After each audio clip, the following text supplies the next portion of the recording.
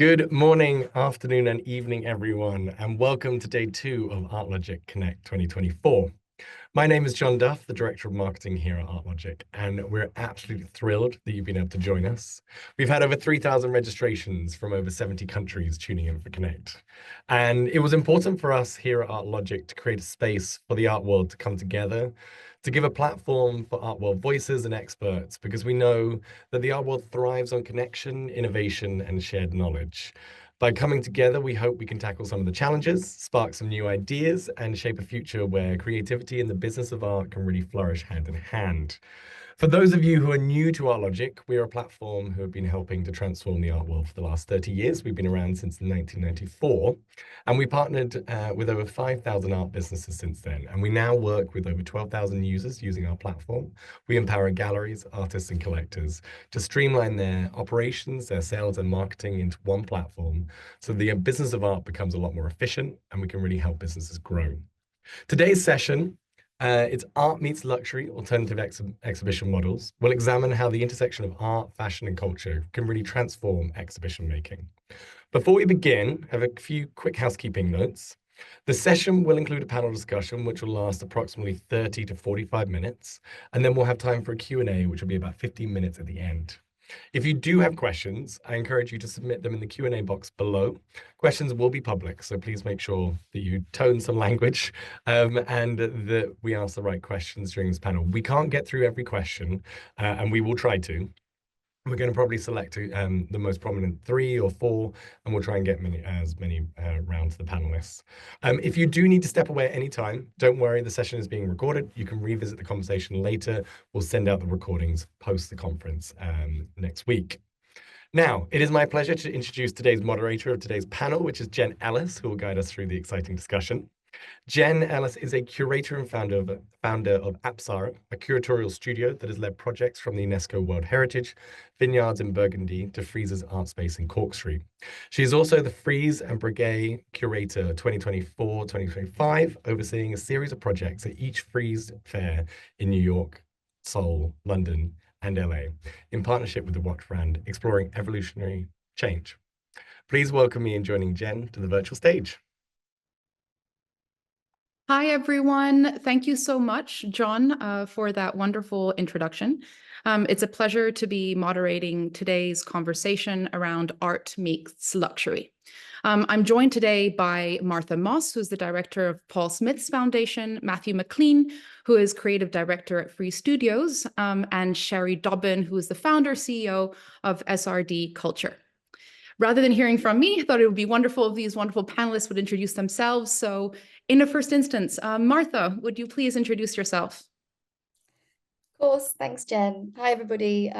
As Jen said, my name is Martha, and I'm the director of Paul Smith's Foundation, which is a relatively new endeavor. It's been around for about 3 years, and I've been here for a year. Prior to this, I was at the WIC with Katie Wick-Bremsing, who actually spoke in this conference yesterday and gifted me that print behind me. And then before that, I was at Saraband, which is the Alexander McQueen Foundation.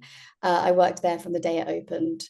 At the core of Paul's Foundation is the intent to help develop business skills of creative people, particularly those working in fashion, visual arts, and design. Wonderful. Thank you so much, Martha. Matthew, over to you. Hi, everybody. I'm Matthew McLean. I'm the creative director of Frieze Studios. I've been at Frieze for 12 years, and I've been involved with Frieze Studios since it was formally set up in 2018. Frieze Studios is the part of Frieze which is committed to sort of creative problem solving. So when we can work with external partners, be them brands, private companies, art foundations, etc., who want to collaborate with Frieze at our events or media or in the wider sense with our audiences. And essentially I try and pair the right partners with the right artists and other kinds of creatives to do something meaningful together. Amazing. Thanks so much, Matthew. Sherry, over to you. Great. Hi. I run my own company now called SRD Culture, and I work in cultural placemaking, as well as producing and establishing public art strategies and frameworks and working across all medium. I had also run Robert Wilson's The Watermill Center, established Times Square Arts and the Midnight Moment program, which works across billboards. I spend a lot of time now working between property developers, local government, other investors and partners, and really coming up with new matches for them to help fund and create the spaces, both temporary and permanent, for culture and the creative industries. Amazing. Thank you so much, Sherry. So in a first instance, I would love for us to unpack this definition of luxury. When we had a little pre-call all together, we actually realized that while we were first maybe talking about fashion brands and lifestyle brands, it actually can also extend all the way over to Sherry, you know, some of the expertises that you're looking at where it encompasses more property developers. So perhaps we could each unpack that a little bit. So maybe starting with you, Martha. Sorry, I wasn't ready. Yeah, I think it was really interesting, especially in John's introduction, talking about kind of referencing fashion as such a key player within the luxury sector, which it of course is. That said, I do think the term luxury is kind of evolving. In the classic sense, people do gravitate towards kind of fashion, high fashion and jewelry, but these sectors are coming under increased economic pressure. We see that, you know, it's in the news all the time. Even, you know, the big conglomerates like LVMH are also struggling in some areas. And I think, therefore, artists or people looking for creative collaborations do need to start looking elsewhere, or in addition to those kind of pre-existing more standard models. It's also, you know, the kind of economic pressure on these fashion houses really changes kind of how much they're able to commit to some of their philanthropic endeavors. Obviously, I'm coming at it from a Paul's Foundation perspective, but Paul himself owns 80% of his business, which is really remarkable. That level of ownership is not without its complications, but it does mean that we're able to be incredibly personal and from the heart in everything that we do. Yeah, we discussed property, aviation, drinks, brands, all of the above. No, and it's so interesting. And I think, you know, another important distinction is on the one hand, you have, you know, the luxury brand or the luxury conglomerate, and then the foundation that might have come out of that. And I'm sure also, Matthew, in the partnerships and the connections that you're striking, you're seeing a lot of these distinctions in your interactions as well. Yes, I think across the luxury landscape, and it's interesting actually, and arguably it's part of the success, I would say, of this strategy, that you find brands with who might be in those classical, traditional luxury sectors, as Martha discusses, so in fashion and jewelry, but who actually their commitment is such that they ring fence that commitment by establishing foundations. So there is almost separate from, so in very broad terms, the difference between a fashion house, say, working with an artist to produce one runway show, as opposed to funding money into a foundation which awards year on year X number of grants to artists that may not necessarily have such a close involvement, say, with how the brand is received or the brand's operations, but that foundation becomes a core part of the brand's identity and its message, and actually its raison d'etre.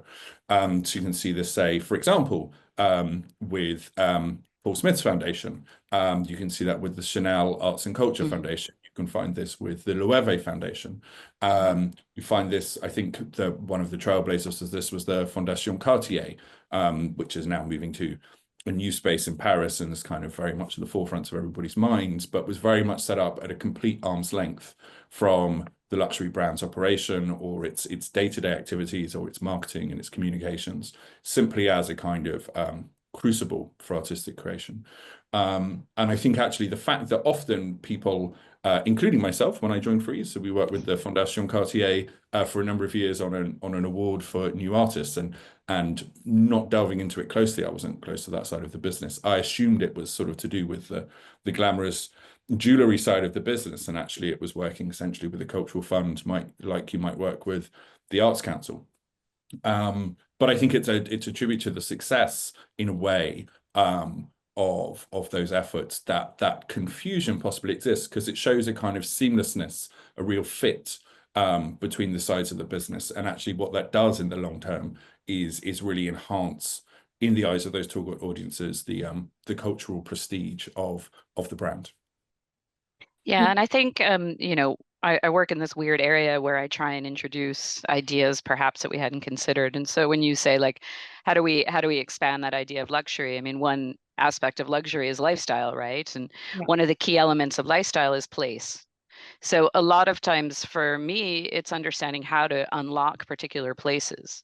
So it might be that it's, you know, the high-end value of, you know, the screens that are in Times Square. It might be, you know, a luxury building that is, you know, residential. It might be an entire mixed-use development. It might be an entire city. And so it's really understanding how you look for those different collaborations between the creatives and something that is of value, and sometimes something that feels like it's of value and out of reach. And maybe that's one of the areas, you know, that we kind of assume when we start to talk to luxury about it feeling as if, you know, it might be slightly out of reach, and how is it possible that we might be able to reach it? If I may, on that, I think there's two things that have really come to the fore in the strategies of luxury, however broadly defined, or in fact what's sort of complicating the definition, particularly through the pandemic and post-pandemic. So we used to work with a luxury multi-channel retailer, which did very well at the beginning of the pandemic, when everybody was suddenly at home with a lot more disposable income and wanted to buy things. And increasingly what we found in the pandemic and coming out of the pandemic is actually there's only so much stuff that really satisfies people. And actually, as we got back into our lives, reevaluating them, experiences, as Sherry says, lifestyle, what we can do with our time became actually the ultimate luxury of all. And we saw weirdly this transition in the online space with fashion, where people might discover brands through purchasing them on a website and taking them home. But actually the brands that really stayed with their customers are ones who then offered them real experiences. And actually multi-channel retailers found that harder to do. Whereas if you could go to a boutique and have a fabulous evening, or the boutique might invite somebody in to give you a talk, or you could go as a VIC to go to an atelier, essentially, those bonds started to really pay off. And I think that applies to, in terms of this complication of what we see as the luxury sector, I think everybody is to some extent offering experiences. And that also means that the kind of people we could think of as luxury retailers are not necessarily people just who have a physical product to produce, but are people in the experience business. I think that's really interesting. And it also kind of leads into the next question, which I wish to bring up, you know, on the one hand, whether it be an experience, whether it be an item, whether it be a place, are there some collaborations diving right in between or an expanded now definition of what luxury is? There's some examples of collaboration that you see have really worked. And also, let's just throw it in there as well, ones that have not worked.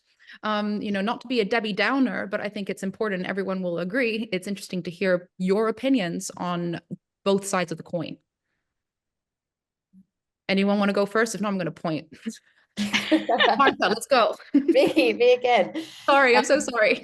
That's fine. I'm slightly reticent to give concrete examples of good and bad, but I did want to explore what I think makes a good collaboration and not. Because I think collaboration in you know, in any other word is also just a partnership.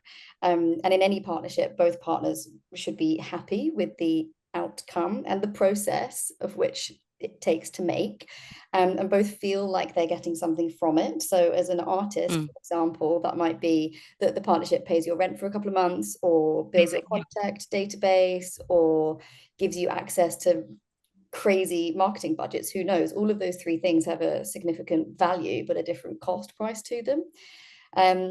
And for the brand, the value is often relevance, cultural cachet, and access to new audiences that don't automatically think of them. And I just, this is going back a tiny bit, but I just wanted to kind of propose not necessarily a luxury sector, but people who are in a position to support creative collaborations like this. For example, for those of us in the UK, TFL, who actually historically have championed lots of culture and creativity and ploughed an enormous amount of money into it, for really placemaking, as Sherry says. So I think there are some potentially new places that we could be looking to that could be as lucrative, if not more so, than the luxury sector. Anyway, that's my getting out of answering the question directly. No, but I like that you provide a new insight. Sherry, I think yeah. No. It's so important. It's about how you go into it. And a lot of it is how you frame it.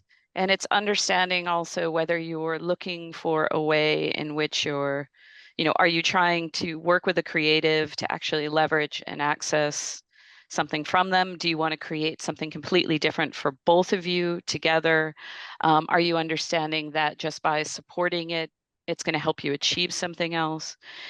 So we were talking on our pre-call, like one of the things that was so crucial in establishing Midnight Moment in Times Square on the screens was to ensure that there was no logo on the artwork and that there were credits that followed. But that allowed, the artwork to stand on its own, and at the same time still to give credit to, all of the screen holders who were basically donating their time. And so those conventions are really essential, like Martha is saying, how you establish that and consider it and what you're going to give, and to be honest about that. And, and I've always enjoyed the Rolex Protégé program. But again, that's a little bit of foundation, isn't it? But one thing that's so nice about it is that they just give this opportunity for an artist to be paired with an artist or a scholar, someone that they admire, and they just help to facilitate that particular relationship, and not necessarily having to tie it directly back, or not have to tie it literally, to the object.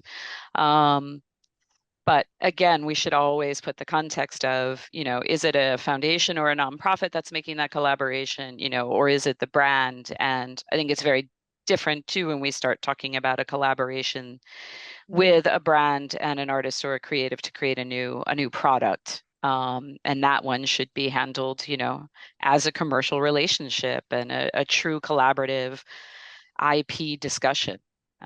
So I think it's just crucial, to know, are you dealing with the foundation? Are you dealing with the brand? What are those implications? What are the expectations on both sides?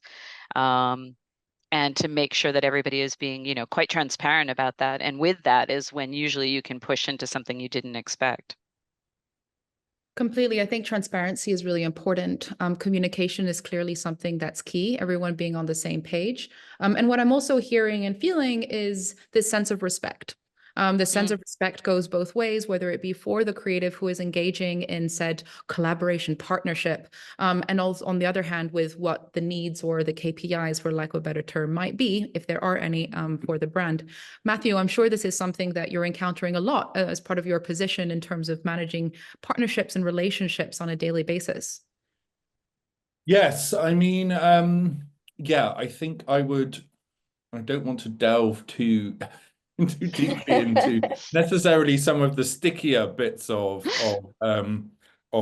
working in Frieze Studios for 6 years, but I could pull, maybe without naming names, there is I think sometimes there are brands who, and maybe it's not a lack of, maybe respect is too provocative a term, but maybe a lack of understanding, certainly. Part of what I try to do at Frieze Studios, it actually is not just to connect A and B, but in doing so, try and build a framework so that these partners, when going forward, even if they're not necessarily working with Frieze Studios, though I hope they return to us, but have an understanding of for the brand of entering the art world, and for the art world to entering the brand world, which they can take forward, whether in the same collaboration, other collaborations, or etc. So, for example, working on a second collaboration with a brand based in a skincare brand based in Korea, relatively new startup, though part of a huge conglomerate. And they were very excited. Often I get clients who are they say, we really want to work with artists, but they can't necessarily say why. They understand that there's this appeal and allure about the art world that they somehow want to access, but they don't necessarily have the experience of working with an artist or a deep personal connection with art, even having visited, say, art fairs, which is our business, to really understand the operations of these things. So sometimes they say, well, we really like this work, so we want to work with this artist and this one brand that we're very excited about an artist's work. But they approached, when we shared some images, they approached it like they might in a much more commercial, more like working with a producer or a kind of a graphic designer who was really on spec for them. And they were like, well, we would like to have that image, that image, that image, and that image, and we'll put that in our lounge at the fair. And it was actually quite a kind of cultural conversation to explain, oh, well, the artist has produced all of those works, but they will have an opinion on which works they'd like to show. These might belong to different bodies of work, different stages of the career. You know, they might go and want to rehang things. Artists might, you know, in commercial galleries, we know, or museums, you might plan a hang, and actually the night before everything needs to get moved around. So to understand that it was kind of like a dialogue and not necessarily a sort of pick and mix is something. But I don't think that's a lack of, as I say, respect for the artist. They were very excited to work with the artist. They loved the images, but it was kind of this, it was a kind of educational experience for us and for them. To try and understand about how that process might work. Yeah, and you know, it's a collaboration. Spent quite a bit of time on this, you know, degree in like cross-disciplinary collaboration and trying to understand how people work across not just different disciplines, but different sectors. And basically, like, the key to a successful collaboration is the interest of each party in the way in which the others work and think. And actually, very often what people consider is like, oh, I'll match. I think I like the look of that last project that they did, and I like what we're doing, and I'll put it together. But really, you know, it is, and this, I think this hits on what you're saying, you know, Matthew, which is like, you've got to be interested in each other and kind of what you pursue, or, you know, how they go about it, or what was a thought in the artist's work that they really like. And if you find that synergy and that curiosity in what and how you create, like, then you get collaboration. In other ways, you know, it might not be collaboration and it still might be successful, but it would be like a pairing. But collaboration is really that curiosity in each other's practice. Yeah, Sherry, and I completely agree with your distinction earlier between a kind of brand collaboration and a foundation kind of support initiative. And even from just my personal experience, you know, Paul Smith, the brand, has collaborated with many other brands and also artists. For example, a mosaic artist called Charlie Shepherd did an installation in the new Melrose Avenue store. Now, that's just kind of a straightforward collaboration that came about because Paul and Charlie met and they really got on. But, you know, it was more of a kind of commercial contractual arrangement. At the foundation, we have launched this year an art prize in partnership with Winsor & Newton, and the model for that is just to identify exceptional early career artists who we think have potential and we want to support. And so there's no kind of predetermined like give back that we demand from them. We suggest, you know, inclusion on Instagram and newsletters, which obviously has marketing value for the foundation, but also arguably for the artist as well. And I think those two things can exist simultaneously, but the distinction is important, and it's important to know as the artist what you are being pitched for or pitching for from the outset. I would like to say, I think, if I may, because I worry that it's sometimes, which I can understand, and I think there's a kind of baseline assumption that, and certainly one of the things that we do at studios is to protect the artist's interests ultimately, always, and to, you know, I think between any individual artist, you know, of whatever scale their practice or their career is at, it's always going to be the David to the brand's Goliath, to use a biblical metaphor. So there is always a bit of a power imbalance, and in that sense, the artist needs protecting. But I think this question of understanding, as everybody said, does go both ways, and the excitement of that synergy is not just, it's not just always a question of the partner getting on board with the artist. There is great potential when the artist can get really interested in the partner and actually expand things for them. You know, can push things forward, can tell new stories, can even, you know, for a luxury clothes maker, say, might investigate a new technique that they really want to see, and that the then can kind of conceptualize. So it is an exchange. Yeah. I find often you can get the artist excited also when you can identify what the brand has risked, or where they have made, strives in innovation. And it's important, like you say, it's important to do the due diligence the other way and really present, what can be exciting about that brand partner to the artist, that it might open up an access of an individual who has been able to, sort of conquer a part of the sector, or just has had a really ambitious way of working, or as a trailblazer in some sort. So absolutely. I mean, the respect, to go back to what you were saying, Jen, the respect and the risk, kind of go hand in hand. And that's very often a way to help both parties want to step forward. Especially when you're talking about kind of the real top level luxury sector, most of it is so heavily based in artisan skills and hand making. Yeah. So there's actually often such a rich history to explore. And that goes from, leather makers to garment makers but also to, like whiskey brands or any other drinks are available.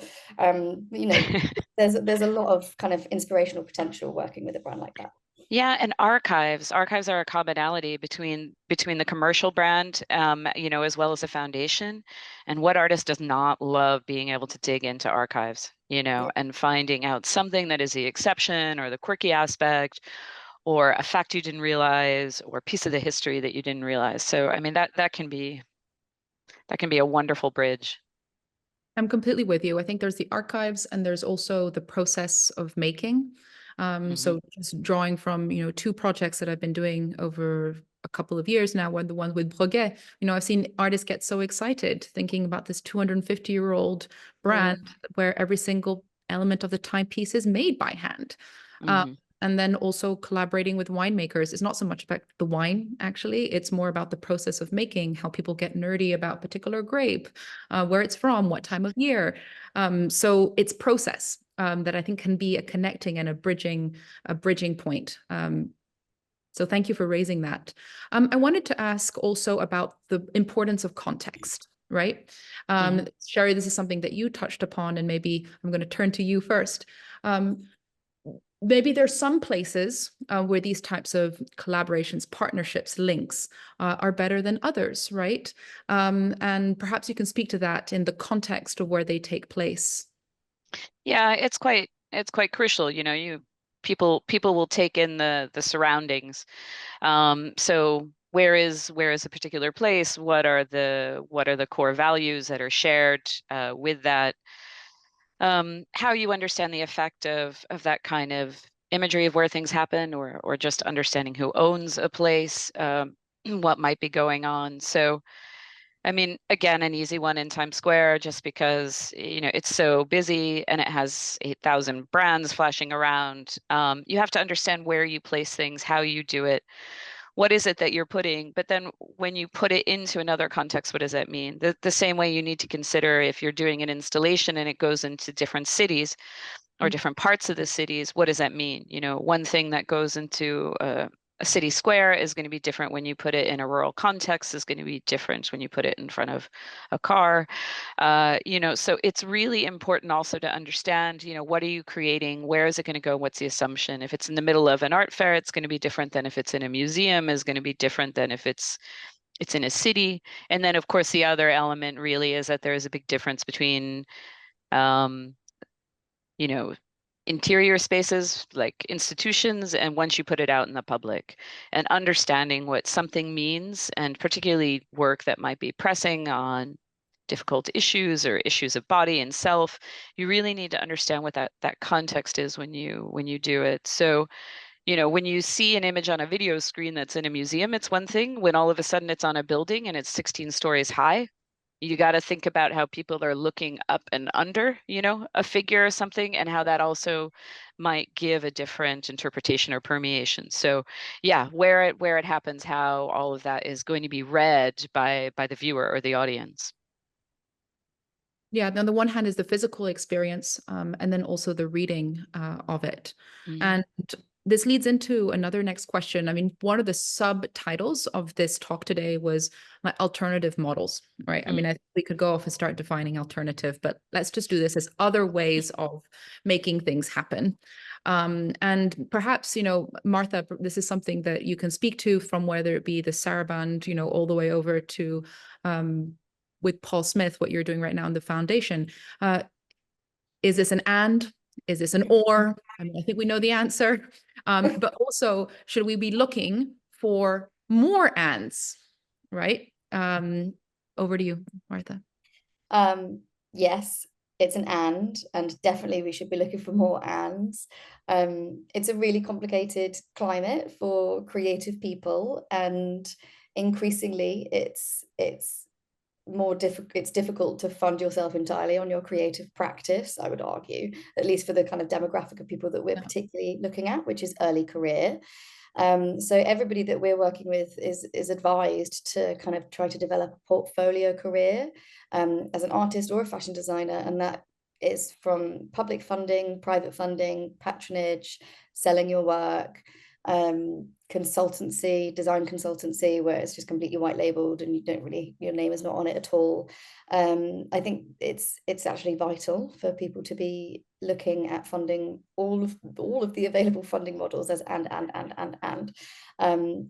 and one piece of advice I would give, if anyone wants it, would be always try to sign a multi-year deal if someone's interested, because it really helps with your cash flow projections for year 2 and 3, and then maybe it will give you a little bit of breathing room to just make some more work. Completely. And I think I love what you say about a portfolio. I mean, this is something that I think, even whether you're an artist or any other type of creative, it's something that we should be thinking about, right, in terms of different sort of revenue streams. Matthew, what have you seen through having so many different, I guess, stakeholders, for lack of a better term, when you're collaborating, this idea of an and what can it add actually to an artist practice? Like, why is it a good thing to maybe do it? I think, yes, it is certainly, I would just to underscore, I think it certainly is an and, not an or. I think it would be reckless to recommend that artists start to rely on these models. In terms of what it adds, I mean, I think it really does vary with the situation of the artist and the nature of the proposal. And so I wouldn't say, while I totally agree with Martha's comments, that I think sometimes what it is that there is sometimes a perception among artists, if nothing else, that somehow to do anything other than your art, there's something shameful about that.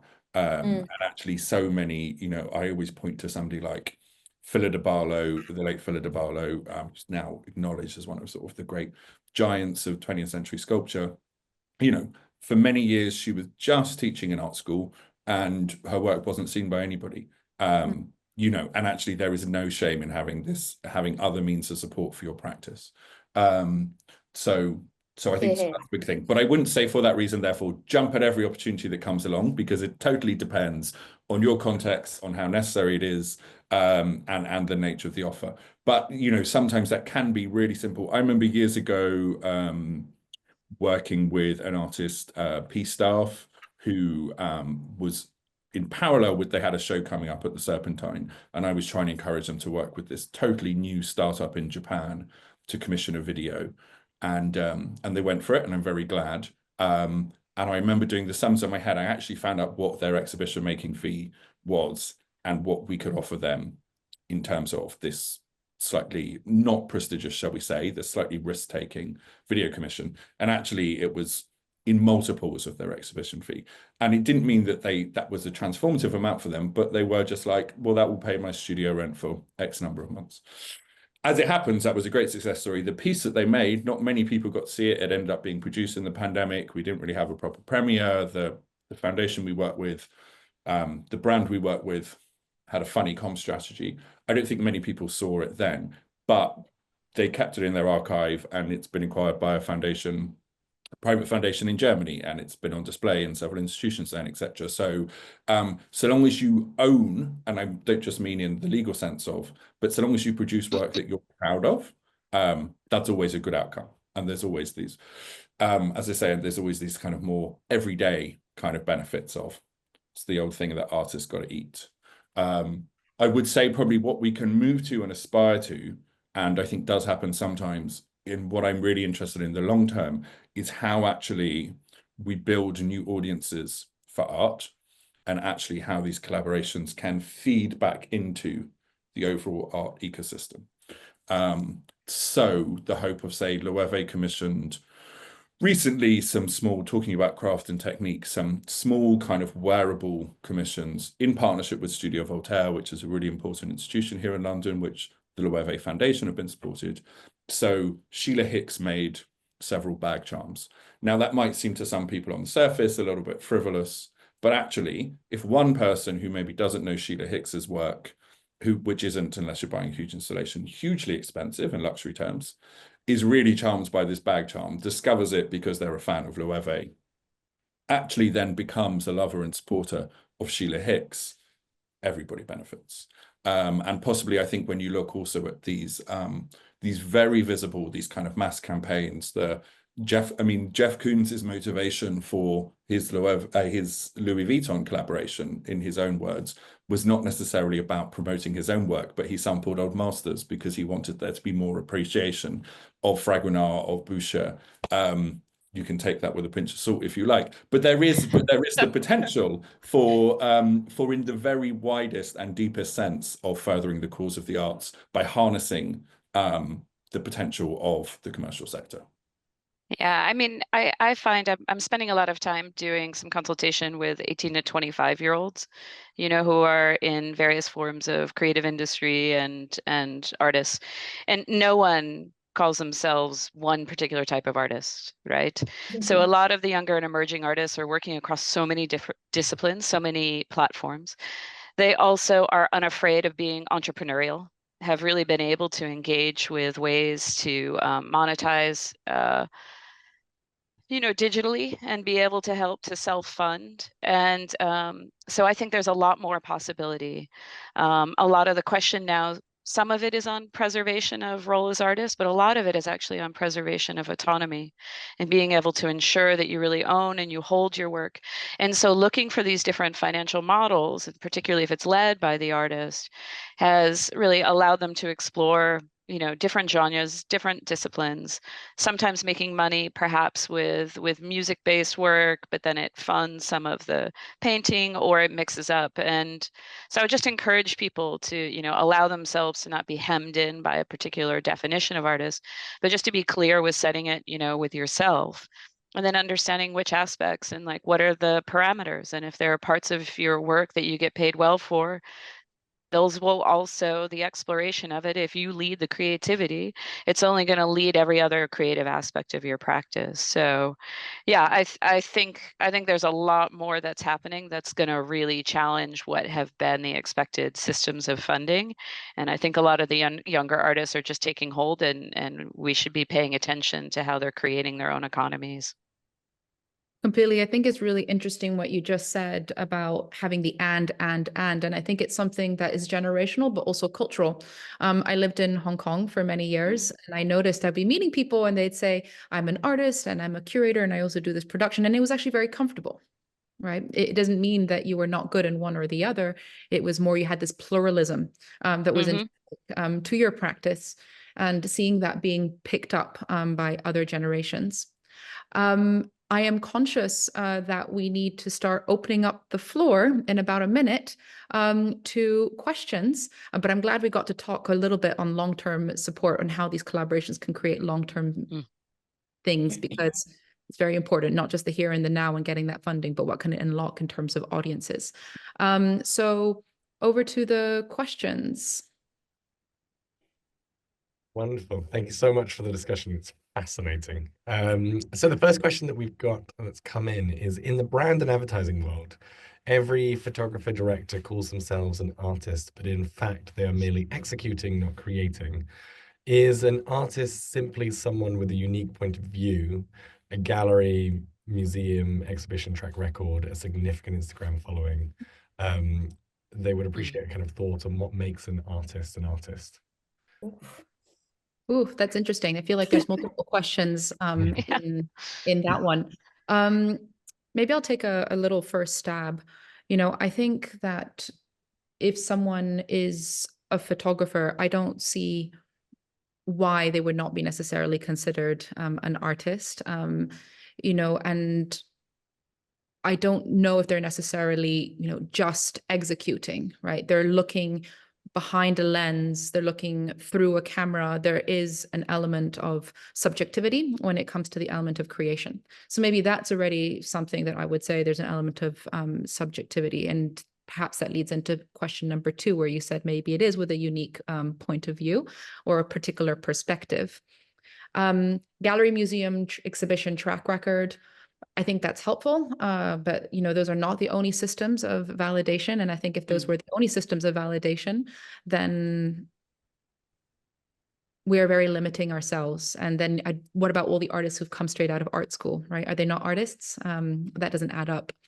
And significant IG following. I think people are looking more and more at IG, but there's tons of artists who are not on IG, who are very serious artists. So I would feel very cautious about saying that IG following is super, significant in them being called an artist. What do you guys say or think? I often find, I mean, it's not genre specific. So a photographer is not necessarily, just an executor or an artist. I find, again, it comes back to methodology and practice. It's how are you going about it, and like Matthew made a great point earlier about, if someone comes to you and says, hi, I like your work and I'd like you to then do this, and completely sort of art directs you, and you're working as a designer to come up with, the best execution of that, that's one thing. And so the idea of either original thought, but really the process, where do they go into the exploration? How does it happen? And very often what happens with an art practice is it goes in with an idea, and then it kind of opens up and explodes again, and you go in an exploration and it comes in and explodes again. And then very often I find, like working with designers or architects, it starts to funnel and refine and refine and refine. So I think it's what you're looking for and what kind of process do you want them to take. And if you want a little bit of the, the unknown as to where it's going to go, then you might want an artist, because they'll surprise you and they might come up with an approach that's completely different. But, if you're a creative and you feel like you're going on a job and you're really just, you have to follow what they're doing and you're coming up with an incredible spin, that still might be a designer contract in a sense. So how you approach it is usually how I work towards a definition. Yeah, I would agree totally with Sherry. I think the question of who is an artist or not is obviously a bigger one than we could probably address in this panel. But in terms of within this space, it is a question of mode and into what mode you're working in. So separately from whether you are an artist or not, are you working to execute somebody's vision, or are you there to create? I would also add as a caveat, just so I like to complicate things, that I guess in the long arc of time, maybe these categories become slightly more blurred. So work by Avedon, which I'm not a huge fan of, Richard Avedon, but one of the iconic fine art photographers, had a very commercial practice, and some of his magazine commissions will be sold in Gagosian as art, and so I'm not going to comment on that, but I mean genuinely, there is that, even to some sense, working not like an artist to brief can produce things that in the fullness of time we recognize as art. So the next question we have is, what is the role of the gallery in creating these types of collaborations, and how can they best do this? A little follow-up to that is, what does that look like financially for the gallery and the artist? I think that's a really interesting question. So in a past life, before becoming an independent curator, I used to be a gallerist, and this is something I think about a lot in terms of the roles of the gallery.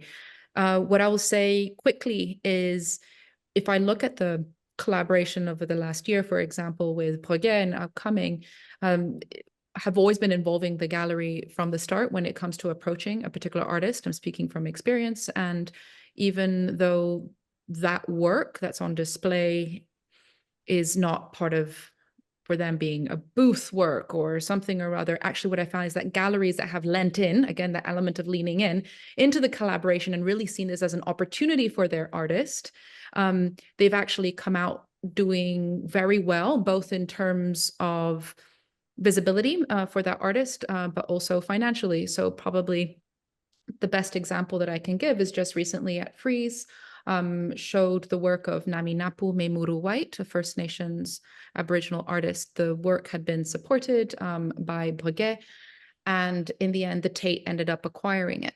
So the gallery that was very supportive of it being shown in London and of our overall project benefited, I put this in quotation marks, because now finally the artist is part of this important collection, and that might also link to, and I know it has, to other collectors inquiring about the practice.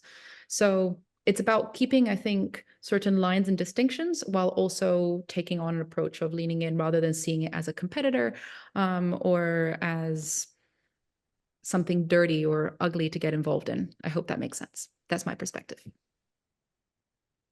Anybody else? I would just add in, I think if the person asking the question is interested in kind of a nuts and bolts aspect of that, in my experience, it is very rare for galleries to shop their artists around to brands. Yeah. In that way, I'm not aware that, of that as a practice. I wouldn't be surprised if we see more of that. You've had over the last few years the rise of an artist agent. So this is, I think, it's a response to, as galleries, some say the mega galleries get bigger and bigger, there are more and more galleries, there is less and less time per se for each gallery to devote to each of their artists. So they bring in an additional support who kind of works somewhat more of an intermediary between the artist and all of these, all of their other partners. And I wonder if that will lead to a more active role of artists and their representatives going up there. I mean, there are initiatives like UTA Fine Arts in LA, which tries to operate as a talent agency for artists. Particularly, there are some artists whose work seems to really lend itself to the kind of branded space. In terms of galleries remuneration, I think, to use that wonderful example, which we're still so grateful that you facilitated for happening at Frieze, Jenn, it's not in my experience that galleries will ever take a cut of an artist's fee in a way that they would for standard sales. So as ever in art, it's the fine art market is still very a market of informal arrangements, and I don't think we see that kind of standardization of sort of that you might find in more traditional fields of licensing and IP. If I might just add something, just one more example that's interesting to think about for people who are gallery owners or gallerists in this forum. Sometimes you might be making a project happen, right? And it might require a lot of upfront funding or production. And so another example I've seen is perhaps a brand giving some money towards its creation. And I think that it could be a positive thing. Of course, you need to understand what it is that they want in return. But where there's an element of crowdfunding that goes towards taking some of the pressure off you as a gallery in order to upfront production is a very valuable thing. And I saw that with a recent film project, which ended up showing at the Pompidou, where, gallery didn't exactly have 100K to spare.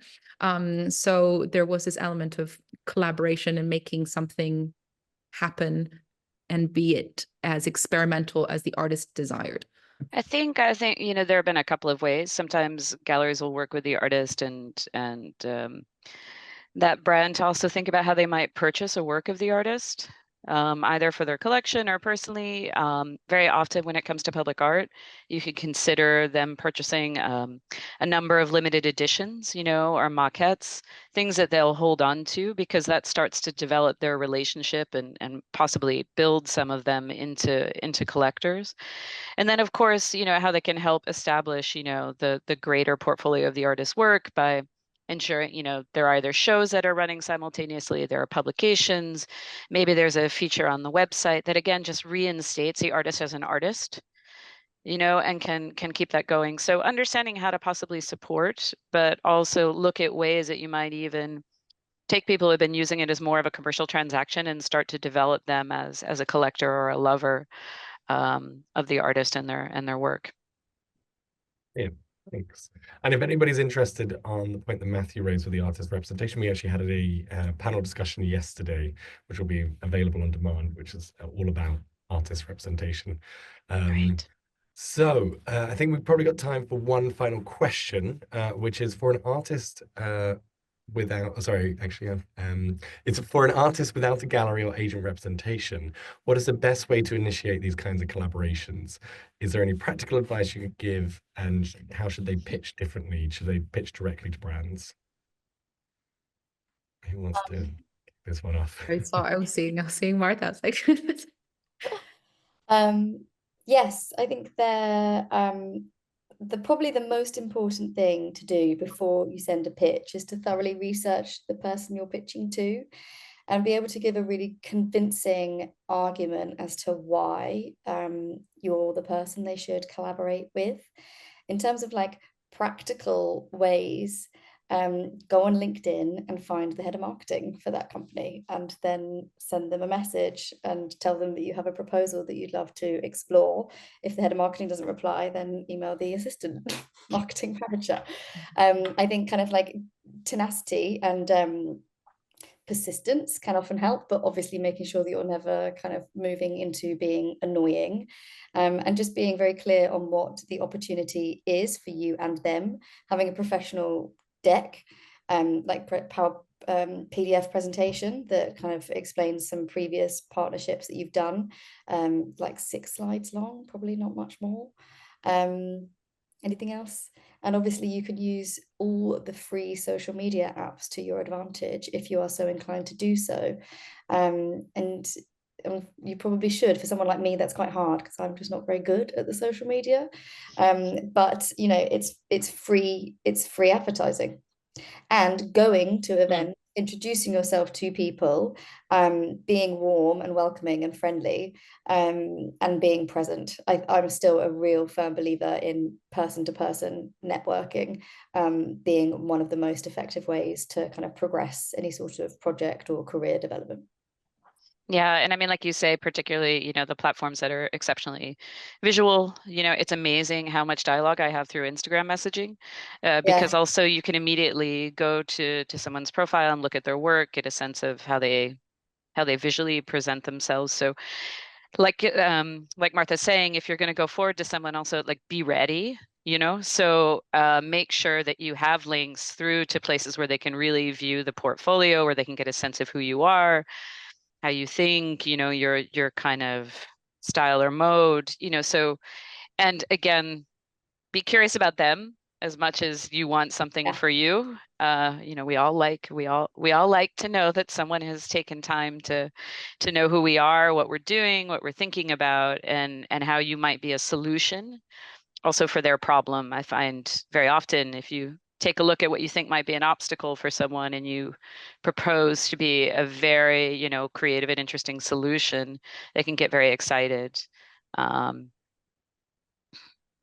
would add a couple of points. Even if you are in art school or you've just left and you've got a studio, you can invite people to your studio. I know that IG is great, but actually having that warmth and saying, hey, come and see it, you know, people are not going to find you necessarily. So, you know, take that initiative is really important. Number 2, if you are reaching out to people on Instagram and they don't reply, maybe also try email. Usually if they will have a professional website, they'll have a professional email. I use IG, but I also get inundated by messages on IG, and I'm really sorry if I don't reply. It's not because I don't care, it's because I don't have capacity. So sometimes getting an email just feels that little bit more professional. And also when it comes to that aspect of professionalism, I've received sometimes emails where I get a whole life story. I don't need a life story. You know, be succinct, you know, 3 short paragraphs, you know, 2 paragraphs just saying, hi, this is me, this is what I'm interested in, you know, and have a call to action. I think that's really important, saying, I look forward to hearing from you. Would you be available next week? Because if I just get a portfolio, I'm like, cool, I got the portfolio. I'll add that to the to-do list. And don't get upset if you don't hear a reply. I mean, I think this applies to everyone, you know. I mean, you might get one reply for every 50 messages that you send out, but it takes one. So keep on going. That would be my tips. Yeah, I would throw in, as well as trying to connect directly with brands, I would research. There are freelance creative directors who are often the people who these brands will go to for direction on an individual campaign or a new collaboration or an advertising piece, or and they will work across often multiple partners.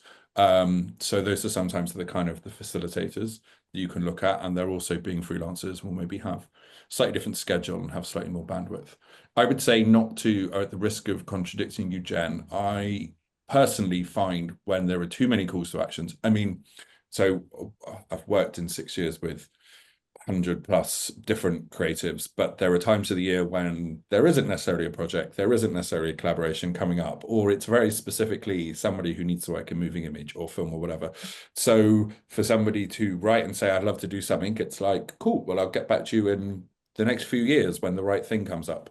And I think to not necessarily expect, simply because your work is really strong and you have the willingness, that the magic is going to come together, because these things take time. And I would say the third point, which continues from that, is is that ultimately your work as an artist is what will really speak for itself. And so don't get knocked off your game. Yeah. Excellent advice. We don't have any time for any more questions, but I think if we could end on some parting words, which for each of you, what great collaborations or projects are you particularly excited for in 2025 that are coming up? Ooh, so for me, I have just come back from spending time in Burgundy, where for the second year in a row, I wrapped up a collaboration between artists, various heritage locations, and I guess winemakers, for lack of a better term. We're already preparing the 2025 edition, and thinking much more about process. So we're looking to perhaps introduce a residency where there's not just a short-term sort of interaction over the course of multiple months, but rather a year-long ongoing thing. You know, it's not just long-term support of, not just short-term, but long-term support of the arts. That's what I'm excited about. Martha? This is in January, so I'm kind of cheating. But the Paul's Foundation has been running an art prize this year with Winsor & Newton. It happened in Tokyo, Hong Kong, Paris, London, New York, and LA simultaneously. We've been making a film about this prize, from self-submitted content from the artists, interviews with them, with the judges, and Paul, and that is going to premiere in January, which is very exciting, our first endeavor into film. Amazing. Sherry? You know, there are so many things under NDAs, so I'm like, what do you talk about?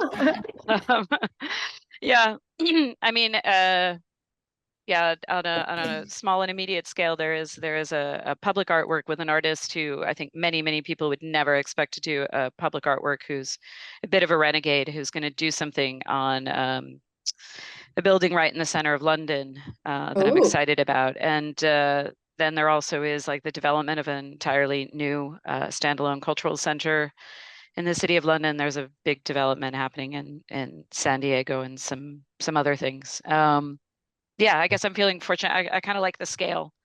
Yeah. Sometimes you concentrate on one thing, and then other times, you know, you get to think about the large overarching strategy of how things can happen and how many other people are going to fill it in later.